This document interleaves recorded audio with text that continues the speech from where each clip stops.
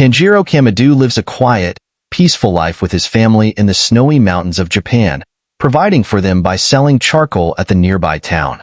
One day, he returns home and finds his entire family slaughtered in a demon attack, with the exception of his younger sister, Nezuko, who has been transformed into a demon herself. A demon slayer, Ju Tomioka, appears to kill Nezuko, but Tanjiro attempts to defend her. Surprised to see Nezuko resist her demonic urges and impressed by Tanjiro's potential, he decides to spare her life, telling him to go find a man named Sakanji Urokadaki on Mt. Sajiri.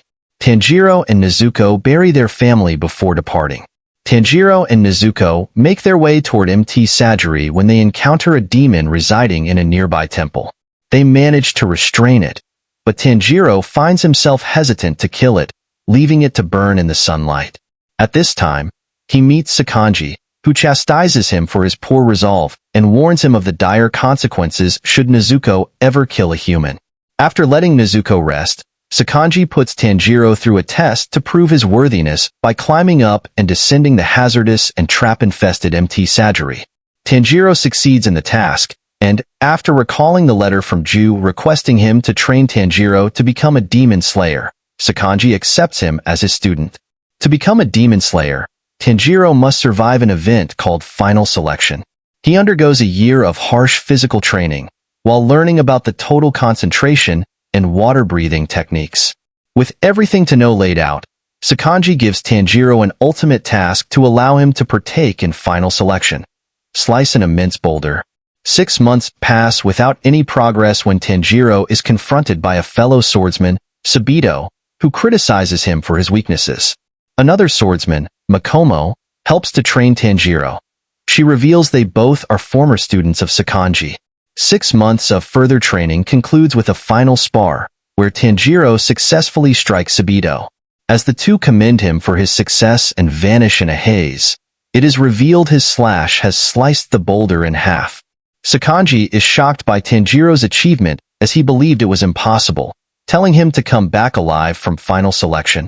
He arrives alongside a group of others who also aspire to be demon slayers, and they learn from the overseers that they must survive for 7 days amongst demons trapped in the mountains. During his battles, he encounters the Hand Demon, a giant grotesque demon who he learns specifically targets and kills the students of Sakanji, including Sabito and Makomo. Despite the demon nearly overwhelming Tanjiro, he manages to overcome his defenses and successfully slices his neck with his water breathing. As the demon burns to ash, Tanjiro senses a scent of sadness from his remains and prays he will be reborn in a better life. With his death, the souls of his victims are put to rest. Tanjiro survives the 7 days and finds only 3 other survivors. After receiving his starting rank and choosing the ore to make his sword, Tanjiro returns to Mt. Sajiri, where he reunites with Sakanji and a reawakened Nezuko.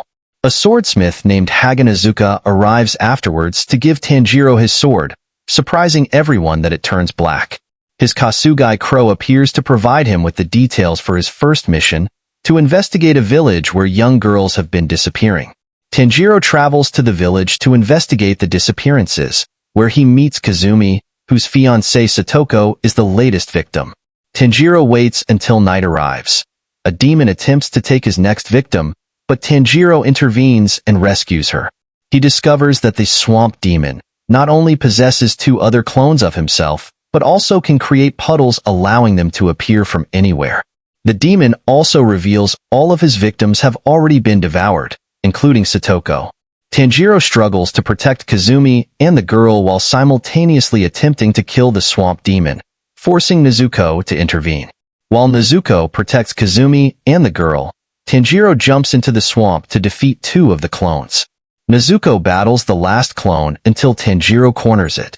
He asks the demon about Muzan Kibutsuji, the original demon and the one capable of transforming people, but he refuses to speak, terrified by Muzan's previous threats. After killing the demon, Tanjiro consoles Kazumi over his loss before journeying to his next mission in Asakusa. In the city, Tanjiro detects a scent that was present in his house the day his family was killed. He follows it to a man with his wife and daughter, who turns out to be Muzan in disguise. While being confronted, Muzan turns a passerby into a demon in the crowd to make his escape. Muzan flees as Tanjiro struggles with the demon, but not before hearing his vow to kill him. Remembering a feared enemy from his past that wore the same earrings he saw on Tanjiro, Muzan tasks two demons, Susumaru and Yahaba, with killing him. Tanjiro is rescued by two demons, Tamayo and Yashiro, who both wish to see Muzan defeated. The siblings are brought to Tamayo's residence by Yashiro, where Tamayo reveals the possibility of creating a cure for Nezuko, though it will require blood from demons close to Muzan. As Tanjiro resolves to accomplish his new goal, the four are attacked by a horde of Temaris controlled by Susumaru and Yahaba. Susumaru uses her Temaris to destroy the house, revealing that she and Yahaba are members of the 12 Kizuki, powerful demons that serve directly under Muzan. Tanjiro struggles to attack the Temaris, as they swerve in physically impossible directions and are difficult to slash. Yashiro helps him see the arrows that Yahaba is using to control their path. While Tanjiro faces Yahaba, Nezuko and Yashiro battle Susumaru. Initially, Yahaba overpowers Tanjiro by disrupting his attacks, and Nezuko's leg is blown off by Susumaru's Temari. However, Tanjiro recalls his training about water breathing and utilizes a combination of forms to use Yahaba's arrows in his favor and behead him. Yahaba repeatedly attacks Tanjiro before he eventually dies. After being healed by Tamayo, Nezuko increases in strength and fights Susumaru. Using her blood demon art, Tamayo tricks Susumaru into saying Muzan's name, triggering a curse that kills her.